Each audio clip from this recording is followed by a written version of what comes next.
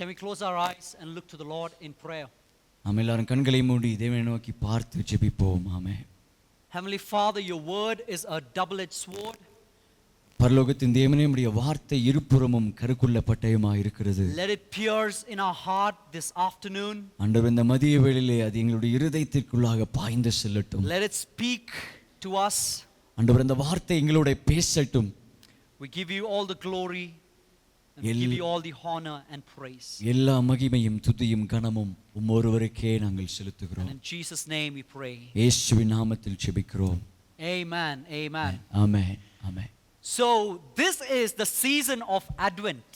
இந்த நாட்கள் அட்வென்ட் நாட்களாய் இருக்கிறது. Advent means the coming or the arrival. Advent என்றால் வருகையை குறிக்கிற ஒரு அர்த்தமாய் இருக்கிறது. So the season of Advent actually comes from the prophets. இந்த வருகை என்கிற வார்த்தையானது தீர்க்கதரிசிகளிடத்திலிருந்து வந்தது. Especially when we look at Isaiah, he has spoken about this Advent.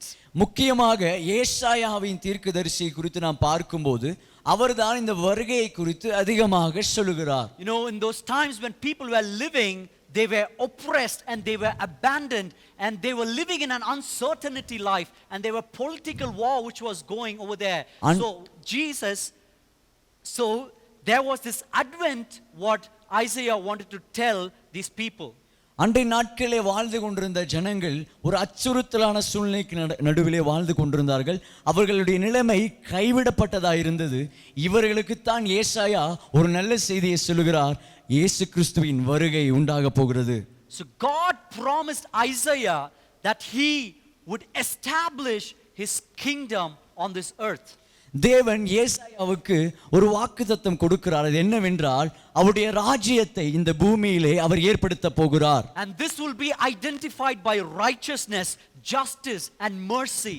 இது இரக்கத்தினாலும் நீதியினாலும் கர்த்தத்துவத்தினாலும் நிறைந்திருக்கும். And this would bring peace to all the people according to good purpose. ஒரு நல்ல நோக்கத்தோட கூட எல்லா ஜனங்களுக்கும் ஒரு நல்ல ஈவை இது கொண்டு வரும்.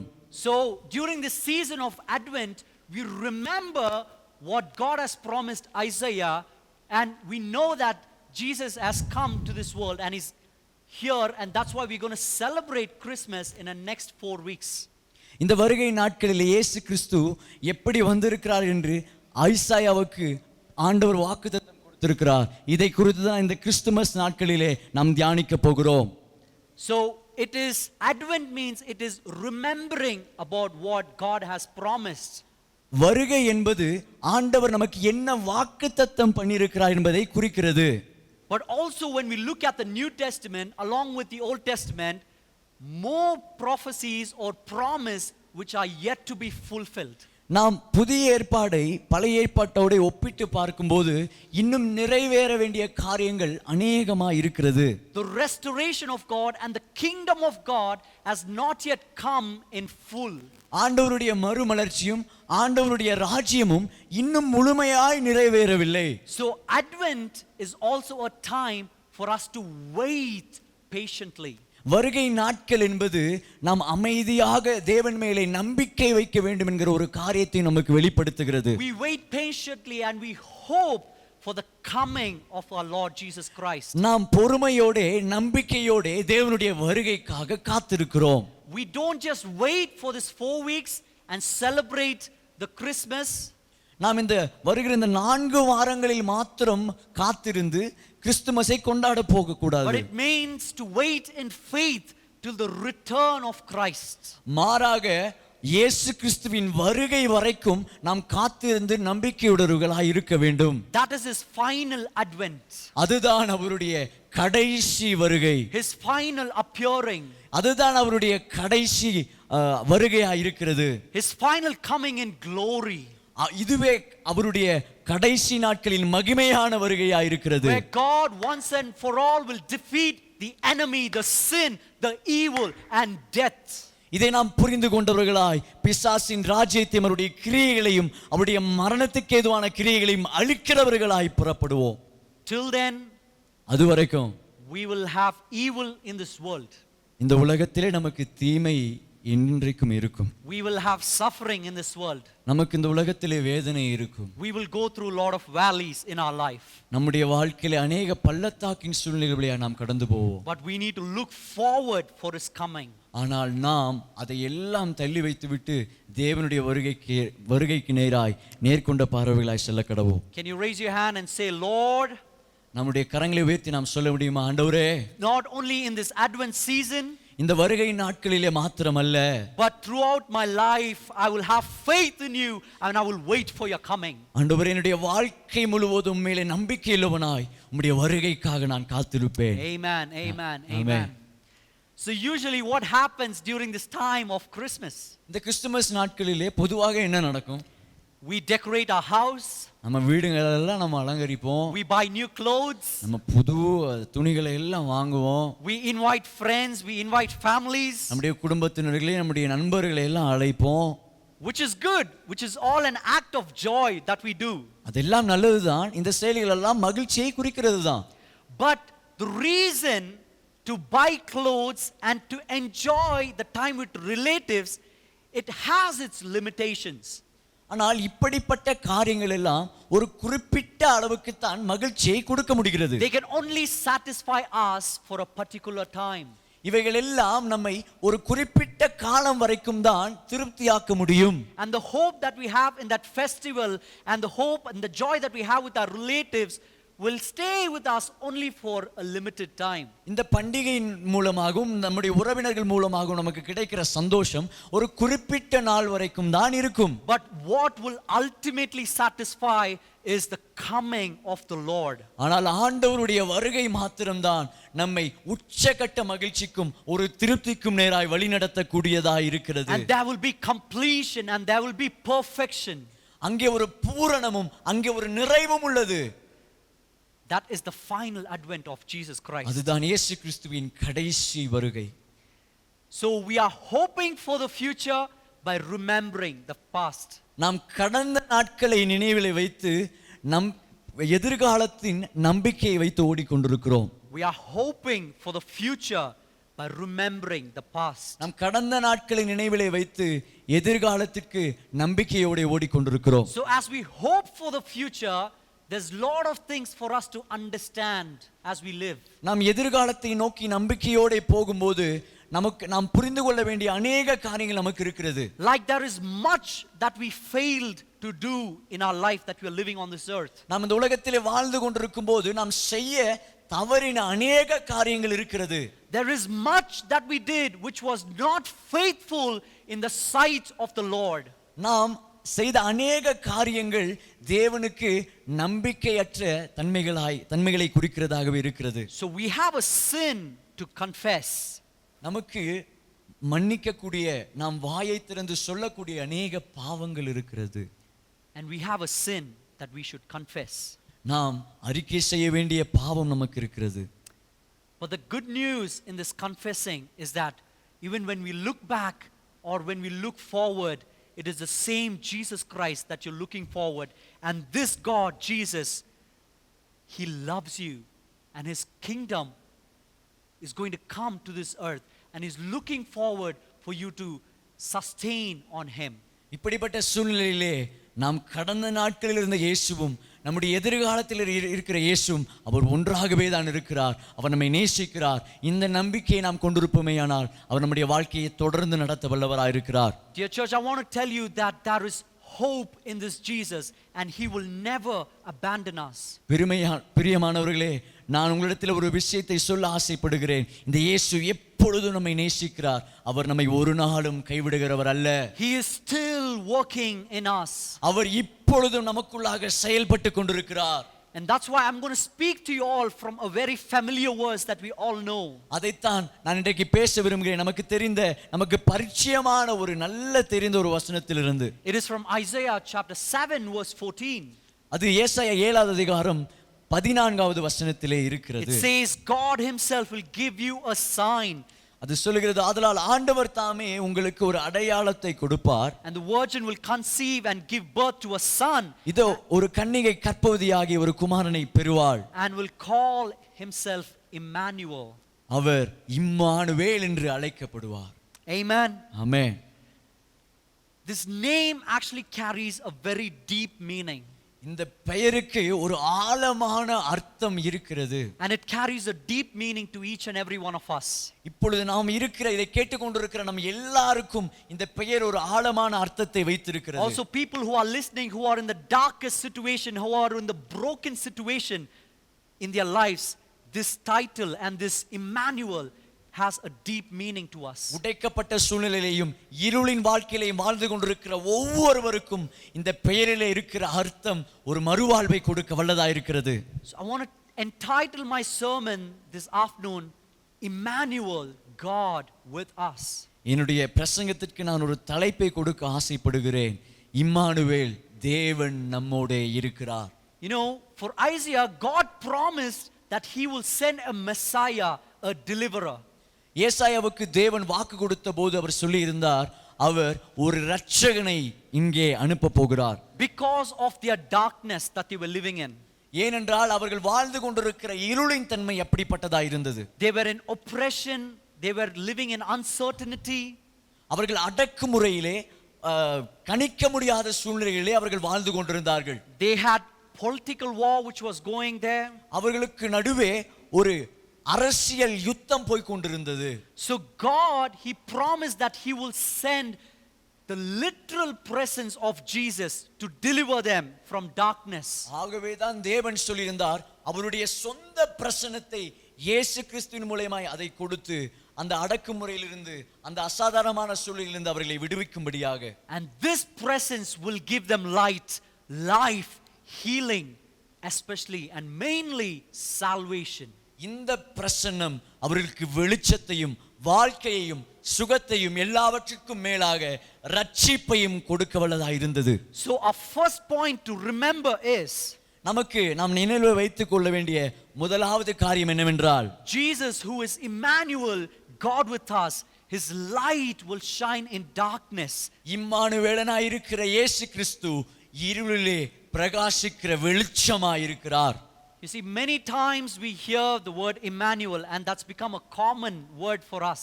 இந்த இம்மானுவேல் என்கிற இந்த பேரை அடிக்கடி கேட்டு அது நமக்கு ஒரு பொதுவான பேரா ஆயிப்போச்சு.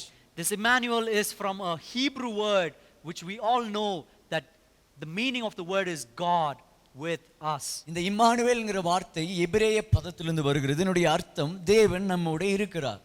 And God said, you know, that a baby will be born to a virgin and light will come upon the darkness.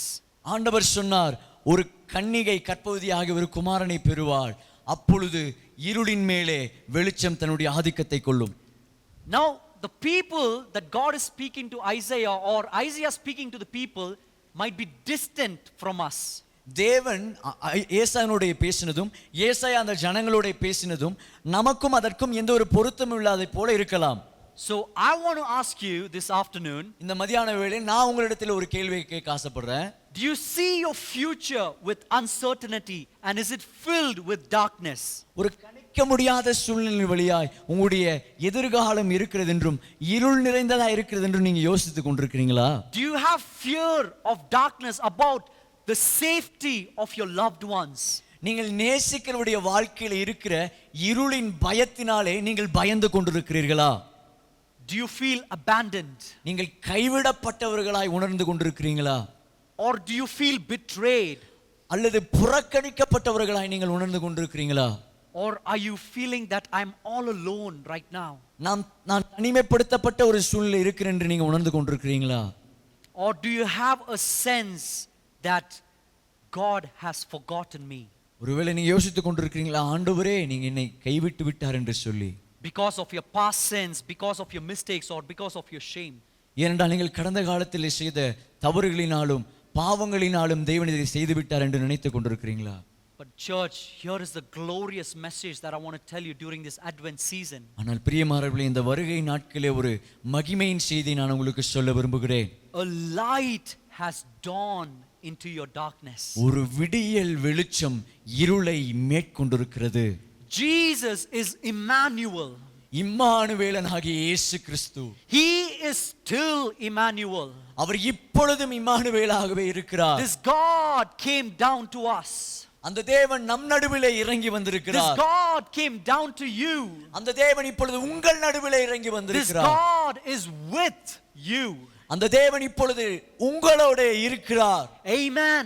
Amen. So never feel that you are in darkness. ஆகவே நீங்கள் இருளிலே இருக்கிறீர்கள் என்று ஒரு நாளும் உணராதீர்கள். Never feel that you're abandoned or that you're feeling all alone. நீங்கள் தனிமைப்படுத்தப்பட்டவர்களாகவும் கைவிடப்பட்டவர்களாகவும் என்றைக்கும் உணராதீர்கள். This God who is Emmanuel, he is there with you.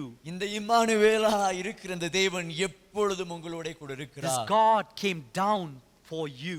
அந்த தேவன் உங்களுக்காகவே இறங்கி வந்தார். You see, this Jesus who is Emmanuel is not only the light in darkness, but this Jesus who is Emmanuel, God with us, is also a God who will never abandon us. இந்த இம்மானுவேலனாய் இருக்கிற இயேசு கிறிஸ்து வெளிச்சத்திலே இருளிலே பிரகாசிக்கிறவராய் மாத்திரமல்ல, அவர் நம்மை ஒரு நாளும் கைவிடாத தேவனாய் இருக்கிறார். You see, many of us have grown cold. நம்ம ஒரு நினைக்க கூடியாத ஒரு நினைவை நம்முடைய நினைவுகளை வச்சுக்கிட்டே இருக்கிறோம். And we have these questions coming in us. நமக்குள்ள இந்த கேள்விகள் அடிக்கடி வந்து கொண்டே இருக்கிறது. How can his invisible presence change me? அவருடைய மறைவான பிரசன்னம் என்னை எப்படி மாற்ற முடியும்? How can he change my situation? எப்படி அவரால் என்னுடைய சூழ்நிலையை மாற்ற முடியும்? I can't feel him, I can't see him. அவரை என்னால பார்க்க முடியல, அவரை என்னால உணர முடியல. You see, we Christians don't have a special ability to avoid pain or loneliness. நாம் தனிமையோ அல்லது வேதனையான சூழ்நிலைகளையோ நாம் கடந்து விட்டு அதை புறக்கணித்து விட்டு அவைகள் இல்லாமல் வாழக்கூடிய ஒரு திறன் நமக்கு கொடுக்கப்படவில்லை. And this is the reason why the next 4 names that we usually say during Christmas is very important for us to understand. இதை நாம் புரிந்து கொள்வதற்காகவே நாம் கிறிஸ்துமஸ் நாட்களிலே அதிகமாக தியானிக்கிற 4 நாமங்கள் மிகவும் முக்கியமானதா இருக்கிறது. And it's there in Isaiah chapter 9 verse 6. இதை நாம் ஏசாயா 9வது அதிகாரம் அதனுடைய 6வது வசனத்திலே வாசிக்கிறோம். Now if you're going through that cold situation in your life, we really need to understand these 4 names of God. நீங்கள் ஒருவேளை மாறுபாடான சூழ்நிலையை கடந்து போய் கொண்டிருப்பீர்களேயானால் நீங்கள் இந்த 4 நாமங்களையும் கண்டிப்பாக புரிந்து கொள்ள வேண்டும். The first name which is given to him is Wonderful Counselor. அந்த முதலாவது நாமம் என்னவென்றால் அதிசயமானவர், ஆலோசனை கர்த்தா. This means that someone who is walking with us in our life. இதனுடைய அர்த்தம் என்ன? ஒருவர் நம்மோட கூட நடந்து கொண்டே இருக்கிறார். Who promised never to leave us or to forsake us. நமக்கு வாக்கு கொடுத்திருக்கிறார், நம்மை ஒரு நாளும் கைவிட மாட்டார், நம்மை விட்டு ஒரு நாளும் விலக மாட்டார். Who is willing to walk along with us in the time of our burden. நாம் பாரமாய் உணர்கிற சூழ்நிலைகளிலே நம்மோடு கூட நடந்து வருகிற தேவன். You know, we need to understand that Jesus won't always take away the problems in our life. நாம் ஒரு காரியத்தை புரிந்து கொள்ள வேண்டும். தேவன் எப்பொழுதும் நம்முடைய வாழ்க்கையிலிருந்து பிரச்சனையை எடுத்து போட மாட்டார். But he gives us the ability to walk through those problems. மாறாக அந்த பிரச்சனையின் வழியாய் நாம் கடந்து போவதற்கான திறனை நமக்கு கொடுக்கிறார். Sometimes to walk above the problems. ஒரு சில நேரங்களில் அந்த பிரச்சனைகளுக்கு மேலாய் நடந்து போகிற So அனுபவம். that we can overcome them. ஏனென்றால் நாம் அவர்களை மேற்கொள்ள வேண்டும் என்பதற்காக. He's going to use those problems to work good in our lives, through and in the lives of others. இந்த பிரச்சனைகளை வைத்து தேவன் நம்முடைய வாழ்க்கையிலே நன்மையான காரியங்களை செய்து கொண்டிருக்கிறார். நமக்கு மாத்திரமல்ல, மற்றவர்களுக்கும் கூட அது ஆசீர்வாதமாக இருக்கும். I pray that in the season, especially during this Christmas season, that we will understand who is this wonderful counselor. நாம் இந்த கிறிஸ்துமஸ் நாட்களிலே இந்த அதிசயமான ஆலோசனை கர்த்தா யார் என்பதை நாம் புரிந்து கொள்ள வேண்டியது அவசியமாக இருக்கிறது. Next thing, one more important name which is given to him is Mighty God. இன்னொரு முக்கியமான நாமம் அவருக்கு கொடுக்கப்பட்ட நாமம் என்னவென்றால் வல்லமையுள்ள தேவன். He is not some baby who is in a manger who is hopeless. ஒரு புல் தொட்டியிலே படுத்துக்கொண்டு யாருக்கும் உதவி செய்ய முடியாத ஒரு குழந்தை அல்ல அவர்.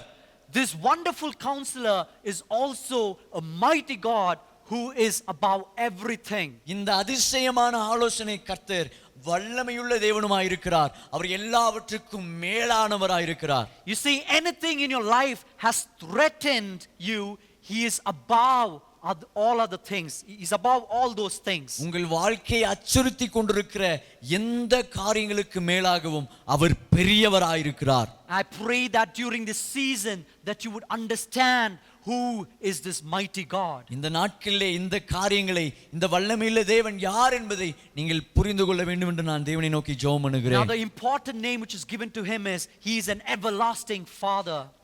இன்னும் ஒரு முக்கியமான நாமம் அவருக்கு கொடுக்கப்பட்ட நாமம் என்னவென்றால் நித்திய பிதா. Many of us sometimes, we have not felt the real love of the Father in our lives. நாம் ஒரு சில நிலைகளிலே நம்மிடத்தில் இருக்கிற ஒரு சிலர் உண்மையான தகப்பனுடைய அன்பை உணராதவர்களாய் இருக்கிறோம். This everlasting Father who is with you, he says that he will never leave you, he will never abandon you, he will never forsake you, and he is never distant from you. இந்த நித்திய பிதாவாகி இருக்கிற இந்த தேவன் உங்களையும் என்னையும் பார்த்து சொல்லுகிறார், அவர் நம்மை ஒரு நாளும் புறக்கணிக்க மாட்டார், ஒரு நாளும் கைவிட மாட்டார், நம்மை விட்டு ஒரு நாளும் தூரம் போக மாட்டார். I pray that during this season that you would understand who is this everlasting Father for you.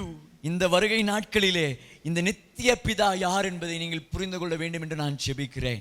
One more name and the last name which is given to him. கடைசியாக அவருக்கு கொடுக்கப்பட்ட ஒரு நாமம். He is the Prince of Peace. அவர் சமாதான பிரபுவாய் இருக்கிறார். First he is going to make peace between God and himself. முதலாவதாக அவர் தேவனுக்கும் அவருக்கும் இடையில் சமாதானத்தை உண்டு பண்ண வல்லவராய் இருக்கிறார். Because he has taken away our sins. ஏனென்றால் அவர் நம்முடைய பாவத்தை எடுத்து போட்டிருக்கிறார். So he creates peace with God and himself.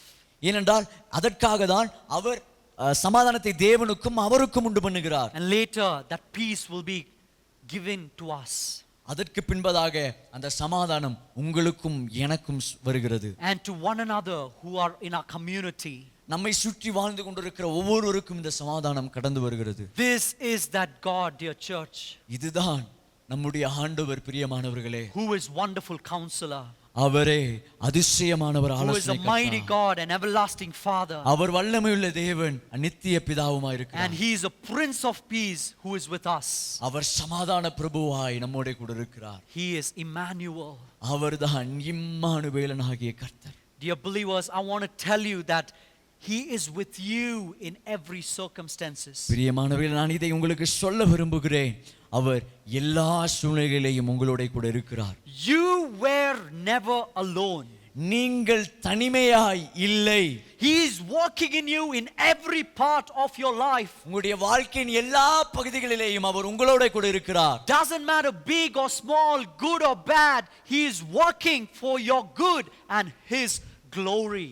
பெரிய காரியமோ சிறிய காரியமோ அல்லது நல்ல காரியமோ கெட்ட காரியமோ அது எப்படிப்பட்டதா இருந்தாலும் தேவன் உங்களோட கூட இருக்கிறார். I pray that your attitude will shift when you think about these names. இந்த நாமங்களை குறித்து நீங்கள் யோசிக்கும்போது உங்களுடைய வாழ்க்கையின் செயல்பாடு மாறும் என்று நான் விசுவாசிக்கிறேன். I pray that your understanding of God will tune you and so that you would taste more of him. நீங்கள் தேவனை இவ்விதமாய் புரிந்து கொள்ளும்போது உங்களுடைய வாழ்க்கை மாற்றப்பட்டு நீங்கள் இன்னும் தேவனுக்குள்ளாய் கிட்டி சேர்ந்து அவருடைய அன்பை உணர்வீர்கள் என்று நான் விரும்புகிறேன். Amen. Amen. Amen. Amen. This Advent is a season of waiting patiently. இந்த வருகை நாட்கள் நாம் அமைதியாய் காத்திருக்க வேண்டும் என்பதை குறிக்கிறது. As I told you earlier, there is lot of things for us to understand during this season. நான் முன்னமே சொன்னது போல இந்த வருகை நாட்களை நாம் புரிந்து கொள்ள வேண்டிய காரியங்கள் அநேகமாக இருக்கிறது. You see, in Psalm chapter 23 verse 4, we read a well-known verse. சங்கீதம் 23 நாம் வாசிக்கிறோம், நம்ம எல்லாருக்கும் ரொம்ப பரிச்சயமான ஒரு வசனம். David says that even though I walk through the valley of shadow of death, I will fear no evil. நான் மரண இருளின் பள்ளத்தாக்கிலே நடந்தாலும் பொல்லாப்புக்கு பயப்படேன், தேவரீர் என்னோட கூட இருக்கிறீர். You see, the Bible never lies to us. நீங்கள் ஒன்றை புரிந்து கொள்ள வேண்டும், வேதாகமம் ஒருபோதும் நம்மிடத்திலே பொய் சொல்லாது. It not only talks about the provision of God, அது தேவன் நமக்கு ஏற்படுத்தி வைத்திருக்கிற ஆசீர்வாதங்களை குறித்து மாத்திரம் சொல்லவில்லை. It not only talks about the care of God, ஆண்டவருடைய பாசத்தை மாத்திரம் அது நமக்கு சொல்லவில்லை. It not only talks about his desire to give us peace, அவர் நமக்கு சமாதானத்தை கொடுக்க விருப்பமாய் இருக்கிறார் என்பதை மாத்திரம் அது நமக்கு சொல்லவில்லை. or the righteousness to our inmost being. நமக்குள்ளா இருக்கிற ஆவிக்குரிய மனிதனுக்கு நீதியை தருகிற மாத்திரம் அது குறித்து சொல்லவில்லை. But the scripture also teaches us about the valley that people go through. மாறாக வேதாகமம் பள்ளத்தாக்கின் அனுபவங்களை குறித்தும் இங்கே சொல்கிறது. The scripture tells that even though I walk through the valley, வசனம் தெளிவாய் சொல்கிறது, நான் மரண இருளின் பள்ளத்தாக்கிலே நடந்தாலும், which means that you are going to walk through the valley, I am going to walk through the valley. அதனுடைய அர்த்தம் என்ன? நீங்கள் மரண பள்ளத்தாக்கின் சூழ்நிலையை கடந்து போக போகிறீர்கள், நானும் போக போகிறேன். You know, David has gone through a situation like this many times. தாவீது அவருடைய வாழ்க்கையிலே இப்படிப்பட்ட சூழ்நிலையாய் அநேக முறை கடந்து போனார். So he has also asked questions like, Lord, where are you? ஆண்டவரே நீங்க எங்கே இருக்கிறீங்க என்று சொல்லி அநேக முறை கேள்வியும் கேட்டிருக்கிறார். So the scripture here is teaching us that if you live long enough and if I live long enough, we will go through the time of valleys in our life. ஏனென்றால் வேதாகமம் தெளிவாய் சொல்கிறது, நம் இந்த உலகத்திலே வாழ்கிற எல்லா நாட்களிலேயும் இந்த மரண பள்ளத்தாக்கின் அனுபவத்துக்கு நேராய் நாம் போய்தான் ஆக வேண்டும். That is the fact, church. அதுதான் உண்மை. பிரியமானவர்களே, Because we are Christians, we are not some special people. It's not that we won't go through the valley. Every human being in this world, even Christians, we will go through the deepest valley in our lives. நாம் கிறிஸ்தவர்களாய் இருக்கிறதுனாலே நாம் கஷ்டமான சூழ்நிலையாய் போக மாட்டோம் என்கிறதான திறமை நமக்கு இல்லை. எல்லா மனிதர்களும் கிறிஸ்தவர்களும் இப்படிப்பட்ட கடினமான சூழ்நிலை வழியாய் கடந்து போய் தான் ஆக வேண்டும். Amen. Amen. But I want to encourage you that it is not for a long time. We will not be in that desert for a long time. நான் இன்றைக்கு ஒரு வார்த்தையை கூறி உங்களை உற்சாகப்படுத்த விரும்புகிறேன். நாம் கடைசி வரைக்கும் அந்த பாலைவன சூழ்நிலையிலே பள்ளத்தாக்கின் அனுபவத்தில் இருக்க போவதில்லை. You see, the scripture not only teaches us that we will go through the valley, but it also teaches us how to live in that valley. வேதாகமம் நாம் மரண இருளின் பள்ளத்தாக்கின் சூழ்நிலை வழியாய் நடப்போம் என்று மாத்திரம் நமக்கு சொல்லவில்லை, அவைகளிலே நாம் எப்படி இருப்போம் என்பதையும் சொல்லுகிறது. The next verse or the next session, it clearly says that I will fear no evil. அடுத்த வாசகம் தெளிவாய் சொல்லுகிறது, நான் பொல்லாப்புக்கு பயப்படேன். Now it doesn't mean that we enjoy the time that we are in valley. அதனுடைய அர்த்தம் நாம இந்த மரண இருளின் பள்ளத்தாக்கில ரொம்ப சந்தோஷமா அதை என்ஜாய் பண்ணுவோம் அப்படிங்கிறது இல்ல. But it calls us to live without fear. ஆனால் மாறாக பயமில்லாமல் அந்த பள்ளத்தாக்கின் சூழ்நிலை எப்படி வாழ வேண்டும் என்பதை குறித்தே சொல்லுகிறது. Why we should not fear evil? ஏன் நாம் தீங்கை குறித்து பயப்படக்கூடாது? The next line in the verse says, for you are with me, Jesus. அடுத்த வாசனம் சொல்லுகிறது நமக்கு, ஏனென்றால் தேவரீர் என்னோடே கூட இருக்கிறீர். Lord, you are with me. ஆண்டவரே நீர் என்னோடே கூட இருக்கிறீர். You see, David clearly understood who this Jesus was. தாவீது இயேசு கிறிஸ்து யார் என்பதை சரியாக புரிந்து வைத்திருந்தார். David was a spiritual person. தாவீது ஒரு ஆவிக்குரிய மனிதன். Please listen to this very carefully. நீங்கள் தயவு செய்து இதை மிகவும் கவனமாக கேட்க உங்களை வலியுறுத்துகிறேன். David just didn't seek God for his needs to be met, but it was far greater than that. தாவீது தேவனை தன்னுடைய தேவைகள் சந்திக்கப்பட வேண்டும் என்பதற்காக மாத்திரம் அவர் தேவனை தேடவில்லை, மாறாக அவருடைய தேவை மிகவும் பெரியதாக இருந்தது. You know, even though he asked questions like, where are you, Lord? In the end, finally he came to an understanding that you are there with me, Lord. அவர்கள் தாவீது ஒரு சில சூழ்நிலையிலே ஆண்டவரே நீங்க இருக்கிறீங்களா என்று சொல்லி கேள்வி கேட்டிருந்தாலும், ஆனால் அவர் முடிவிலே தேவன் நீர் என்னோடே கூட இருக்கிறீர் என்று சொல்லி எல்லாவற்றையும் முடிக்கிறார். I know there are a lot of elders are there in the church and people who are growing in the Lord, but I want to be very careful in what I'm telling this evening. நீங்க இந்த சபையிலே பெரியவர்கள் தேவனை குறித்து அதிகமாக காரியங்களை தெரிந்து வைத்தீர்கள் இருப்பீங்க, ஆனால் ஒரு விஷயத்தை நான் உங்களுக்கு தெளிவாக சொல்ல ஆசைப்படுறேன். Sometimes the problem with us is that why we are not able to overcome the valley is why we are not able to experience his presence. Why are we not able to do that? நாம் ஏன் இந்த பள்ளத்தாக்கின் சூழ்நிலையிலிருந்து நம்மால் மகிழ்ச்சியா உணர முடியவில்லை? அங்க இருக்கிற பிரச்சனை என்னவென்றால், we are not able to see Jesus, or we are seeing Jesus because of our understanding that he, or let's put it this way, our understanding about Jesus is different to compare to what our real understanding should be. நாம் தேவனை குறித்து புரிந்து வைத்திருக்கிற நிலைமை என்பது வேதத்தை குறித்து உண்மையாக சொல்லப்பட்டிருக்கிற புரிதலுக்கு நேராக மாறாக தான் இருக்கிறது. You see, we are not able to understand about Jesus is because our understanding about him is different. நாம் உண்மையான இயேசு யார் என்பதை நம்மால் புரிந்து கொள்ள முடியவில்லை. ஏனென்றால் நமக்கு முன்னதாக ஏற்பட்ட அனுபவங்கள் வழியாய் இயேசு கிறிஸ்துவை இப்படித்தான் நாம் புரிந்து வைத்திருக்கிறோம் தவறான முறையிலே. And you might ask, how is our understanding different? நீங்கள் ஒருவேளை கேட்கலாம், எப்படி எங்களுடைய புரிதல் எப்படி மாறுபாடானதா இருக்கிறது என்று. I want you to open John chapter 6 with me. நான் இப்பொழுது யோவான் 6வது அதிகாரத்துக்கு நேராக நீங்கள் திருப்பும்படி கேட்கிறேன். This is one of the greatest chapters and most well-known chapter. இது மிகவும் ஒரு பரிச்சயமான ஒரு அதிகாரம். அது மாத்திரம் இல்லாம இது ரொம்ப விசேஷமான ஒரு அதிகாரமா இருக்கிறது. You know, it talks about the feeding of 5,000. இந்த அதிகாரம் 5000 பேரை எப்படி தேவன் போஷித்தார் என்பதை குறித்து சொல்லுகிறது. This is one of the greatest miracle of Jesus. இது இயேசு செய்த ஒரு மிகப்பெரிய அற்புதம். You know, and sometimes we also take encouragement from this verse. இந்த வசனங்களிலிருந்து நாம் अनेक நேரங்களை உற்சாகத்தை பெற்றுக்கொள்கிறோம். Do we do that? நாம் இதை செய்றோமா? Yeah, we take encouragement from this verse, right? இந்த வசனங்களிலிருந்து நாம் अनेक நேரங்களை உற்சாகத்தை பெற்றுக்கொள்கிறோம்ல. You know, when we are in problem, we say that, Lord, my less is enough in the hands of God, and when I give it to him, he will make it sufficient. நாம் अनेक நேரங்களில் சொல்வதுண்டு, என்னிடத்தில் இருக்கிற குறைவை நான் தேவனிடத்திலே கொடுக்கும்போது அதை நிறைவாக்கி அவர் என்னை திருப்திப்படுத்த வல்லவராய் இருக்கிறார். And we have prayed prayers like that. நாம் அப்படித்தான் ஜெபித்து கொண்டே இருக்கிறோம். Yes, of course, that's true. அது உண்மைதான். But that's not the whole truth in that chapter. ஆனால் அதுதான் அந்த அதிகாரத்தின் முழு உண்மையும் அல்ல. Jesus actually does that miracle in that first 15 verse to take them to the other verses in the chapter. இயேசு கிறிஸ்து முதல் 15 வசனங்களிலே இந்த அற்புதத்தை செய்து மீதமுள்ள எல்லா வசனங்களிலேயும் வேறொரு காரியத்தை அவர் சொல்வதற்கு இதை ஓமையா எடுக்கிறார். Which is the next 56 verse. மீதமுள்ள 56 வசனங்கள். So there we see 71 verses in that chapter. இந்த அதிகாரத்திலே நமக்கு மொத்தம் 71 வசனங்கள் இருக்கிறது. So those 15 verses is given to explain why that miracle took place. அந்த முதல் 15 வசனங்கள் ஏன் இந்த அற்புதம் நடந்தது என்பதை குறித்து சொல்கிறது.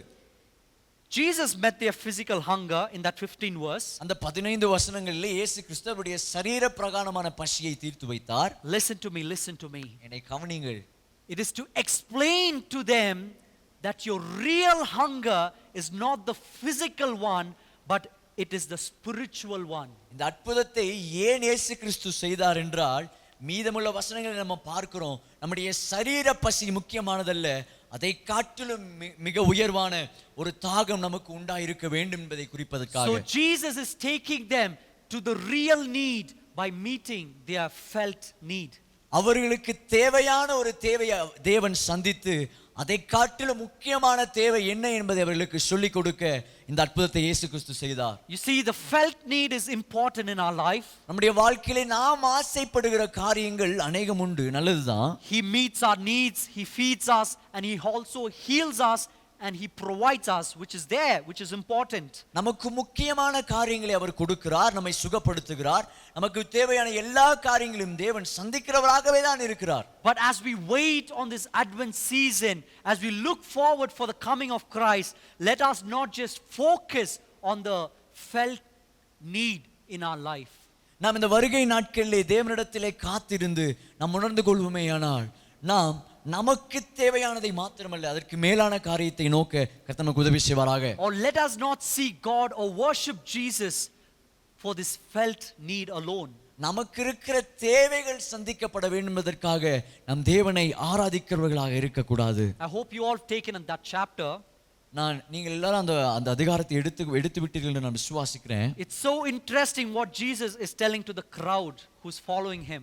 அவரை பின்பற்றி வந்து அவரை சுற்றி இருந்த அந்த கூட்டத்தை பார்த்து ஒரு வார்த்தையை தேவன் சொல்லுகிறார். Verse 26. வசனம் 26. If you could underline that, please underline that verse. நீங்கள் அந்த வசனத்தை தயவு செய்து கோடிட்டுக் கொள்ளுங்கள்.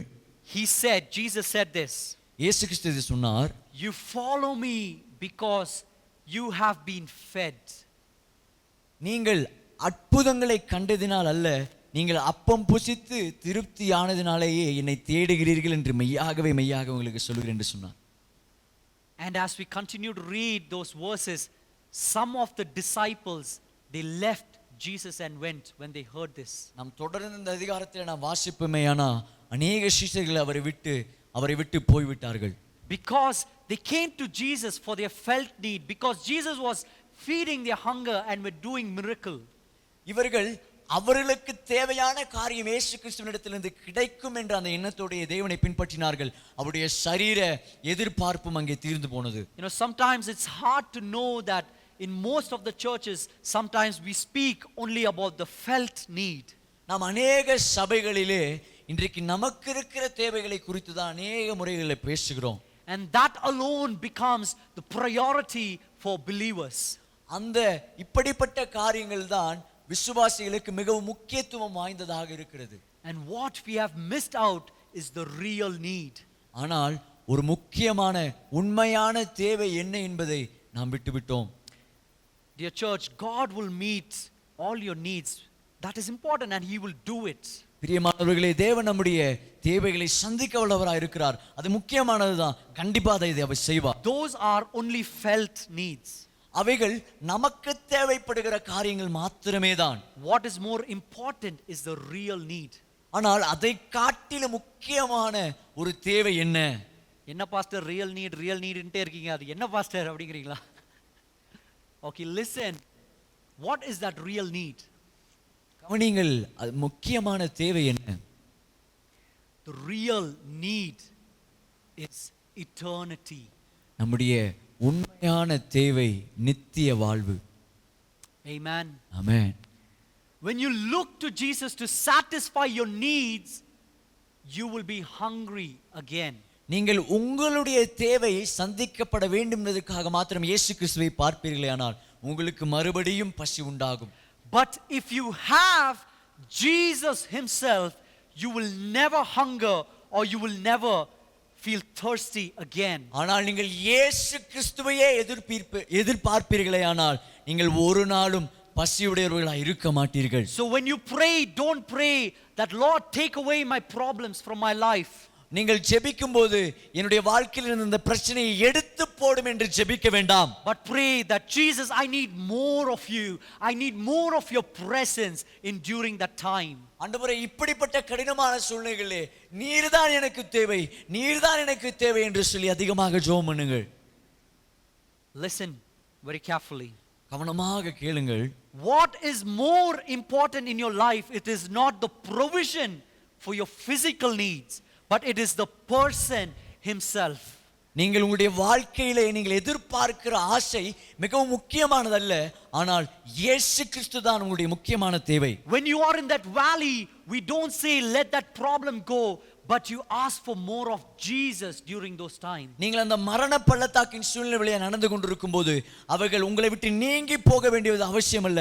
அந்த சூழ்நிலையிலே உங்களுக்கு அதிகமான தேவை இயேசு கிறிஸ்து தான். When you ask Jesus to take away your problem, there's a possibility for us to forget him and we will only remember him when the next problem comes. நாம் அந்த பிரச்சனையை தேவன் ஒருவேளை எடுத்து போட்டு விட்டால் தேவனை நாம் மறந்து விடுவோம். நாம் எப்பொழுது தேவனை திரும்ப நினைப்போம் என்றால் நமக்கு ஒரு வேறொரு பிரச்சனை வரும்போதுதான். But this Father who has sent Jesus, who is Emmanuel, is willing to stay with us forever. And he will never leave us and he will never forsake us. But the question to you is, do you want him? இயேசு கிறிஸ்துவை அனுப்பின தேவன், நமக்கு வாக்கு கொடுத்த தேவன், அவர் எப்பொழுதும் நம்மோடு இருக்க ஆசைப்படுகிறார். இப்பொழுது கேள்வி என்னவென்றால், இப்படிப்பட்ட இயேசு உங்களுக்கு தேவையா? Do you want the problems to go away from your life, or do you want Jesus himself to lead you and give you the ability to lead on those problems. நீங்கள் இப்பொழுது இந்த பிரச்சனை உங்களுடைய வாழ்க்கையிலிருந்து போக வேண்டும் என்று நினைக்கிறீர்களா? மாறாக இந்த பிரச்சனையிலே இயேசு கிறிஸ்து என்னை வழிநடத்த வேண்டும் என்று நீங்கள் ஆசைப்படுகிறீர்களா? The Father has given Jesus to us and he will never leave us. பிதாவாகிய தேவன் இயேசு கிறிஸ்துவை நமக்கு கொடுத்திருக்கிறார். அவர் நம்மை ஒரு நாளும் கைவிடுகிறவர் அல்ல. This God of Emmanuel who is with us will never leave us. இந்த இம்மானுவேலா இருக்கிற இந்த தேவன் நம்மை ஒரு நாளும் கைவிட்டு போகிறவர் அல்ல. But where is our focus, church? ஆனால் நம்முடைய நோக்கம் எங்கே இருக்கிறது பிரியமானவர்களே? Is it on the felt need or is it the real need? நமக்கு தேவை என்று உணர்கிற காரியங்கள் மேல் இருக்கிறதா அல்லது உண்மையான தேவையின் மேல் இருக்கிறதா? As I want to conclude my sermon, என்னுடைய பிரசங்கத்தை நான் இங்கே முடிக்க விரும்புகிறேன். I want you to close your eyes உங்களுடைய கண்களை மூடி and listen to me carefully what I'm telling you. இப்பொழுது நான் சொல்ல வருகிற காரியத்தை தயவாய் கேட்கும்படி கேட்கிறேன். Is it possible for you to tell like Peter this afternoon இப்பொழுது பேதுரு சொன்னது போல உங்களாலே சொல்ல முடியுமா? that I didn't come to you for you to fill my boat with fish? என்னுடைய படகை நீர் மீனினால் நிரப்ப வேண்டும் என்பதற்காக நான் வரலப்பா உங்களை பின்பற்றி. But I came to you to believe in you and to know you. மாறாக நான் உம்மிடத்திலே நம்பிக்கை வைக்கவும் உம்மை அறிந்து கொள்ளவுமே உம்மிடத்திலே வந்திருக்கிறேன். Dear church, of course God will heal us and God will provide us, but that's not the ultimate story or that's not the ultimate need in our life. பிரியமானவர்களே, தேவன் நம்முடைய தேவைகளை சந்திக்க வல்லவராய் இருக்கிறார். அவர் நம்மை ஒருபோதும் கைவிடுவதில்லை. ஆனால் இதுதான் முக்கியமான தேவை அல்ல. The real need for us is to be delivered from eternal death. நாம் மரண பள்ளத்தாக்கிலிருந்து தப்ப வேண்டும் என்பதே தேவனுடைய முக்கியமான நோக்கமாக இருக்கிறது, தேவையாக இருக்கிறது. And the reason why Jesus, who is called as Emmanuel, came down to this world. இதற்காக தான் இம்மானுவேலனாகிய இயேசு கிறிஸ்து இந்த பூமிக்கு இறங்கி வந்தார். He is the living bread. அவரே ஜீவ அப்பமாய் இருக்கிறார். Scripture says that I am the bread of life. வேதாகமம் தெளிவாய் சொல்லுகிறது, நானே ஜீவாப்பமாய் இருக்கிறேன். Whoever comes to me will never grow hungry. என்னிடத்தில் வருகிற ஒருவனும் பசியுடனே திரும்பி போகான். And whoever believes in me will never thirst. என்னை நம்புகிற ஒருவனுக்கும் தாகம் உண்டாகாது. No matter how difficult the situation is around you, பிரச்சனைகள் எப்படிப்பட்ட கடினமானதா இருந்தாலும் அதை குறித்து அது ஒரு காரியமே கிடையாது. when you eat the bread of life, நீங்கள் இயேசு கிறிஸ்துவை ஜீவ அப்பத்தை உட்கொள்ளும் போது, when you eat more of him and when you drink more of him, அவரை நீங்கள் அதிகமாக உட்கொள்ளும் போது, அதிகமாக நீங்கள் உட்கொள்ளும் போது, there is hope in that, dear church. அதிலே தான் நம்முடைய நம்பிக்கை இருக்கிறது பிரியமானவர்களே. So let's not stay in the realm of felt needs and break down when he is not breaking your 5 loaves and 2 fish and do a miracle for your physical need. நாம் தேவன் நமக்கு இருக்கிற ஆசைகளை நிறைவேற்றும் என்பதற்காக அந்த 5 அப்பங்களையும் 2 மீன்களையும் உடைக்காமல் போனால் நாம் உடைந்து போவோம். அப்படிப்பட்ட ஒரு சூழ்நிலையிலே நாம் இருக்க வேண்டாம் பிரியமானவர்களே. Let's not be always there, Lord, this is what I have, and when God is not breaking that, you will be broken down if Jesus is not your center. ஆண்டவரே, எனக்கு இது தேவை என்று சொல்லி அவர் இதை செய்யாமல் போகும்போது நாம் உடைந்து போவோம். அப்படிப்பட்ட சூழ்நிலையிலே நாம் நம்மை நிறுத்திக் கொள்ள வேண்டாம் பிரியமானவர்களே. But during those 5 breads and 2 fish, which if it is not broken at that time, but what you will be feeding is that you'll be feeding more of Jesus in your life. நீங்கள் உங்களுக்குள்ளாக இருக்கிற தேவைகள் சந்திக்கப்படாமல் போகும்போது இயேசு கிறிஸ்துவே உங்களுடைய தேவையாய் மாறி அவரே உங்களுடைய ஜீவ அப்பமாய் மாறி போகிறார். Karthi bro, say that again. நீங்கள் உங்களுடைய தேவைகள் எப்பொழுது சந்திக்கப்படாமல் இருக்கிறதோ அப்பொழுது தேவனே உங்களுடைய தேவையாய் மாறி அவரையே நீங்கள் உட்கொண்டு அவரே உங்கள் ஜீவப்பமாய் மாறுகிறார். Amen. Amen. And we are looking forward for his coming. And this is what we need to look forward, that we would be fed by him till the time that we are resurrected. அவருடைய வருகைக்கு நேர நாம் காத்திருக்கிற இந்த சமயத்திலே இதை குறித்தே நாம் தியானிப்போம். அவரோடே கூட நாம் உயிர்த்தெழுந்து போகிறோம். nobody can snatch that away from us. அதை ஒருவராலும் நம்மிடத்திலிருந்து பறித்துக் கொள்ள முடியாது. This is our real hope. அவர்தான் நம்முடைய மிக முக்கியமான உண்மையான நம்பிக்கை. Let's not seek God or seek him for the felt need in our life. நமக்கு இருக்கிற தேவைகள் சந்திக்கப்பட வேண்டுமெதற்காக மாத்திரம் நாம் தேவனை தேடக்கூடாது. But it is the real need, which is eternity.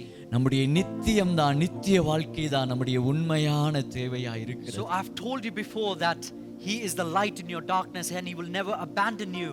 And I've come and told you that he will meet all our needs. But what is our ultimate focus? நான் முன்னமே சொன்னேன், அவர் இருளிலே பிரகாசிக்கிற ஒளியா இருக்கிறார். அவர் நம்மை போஷிக்கிறவராக இருக்கிறார். மாறாக ஆனால் உண்மையான தேவை என்ன என்பதை நான் உங்களிடத்தில் சொல்லியிருந்தேன்.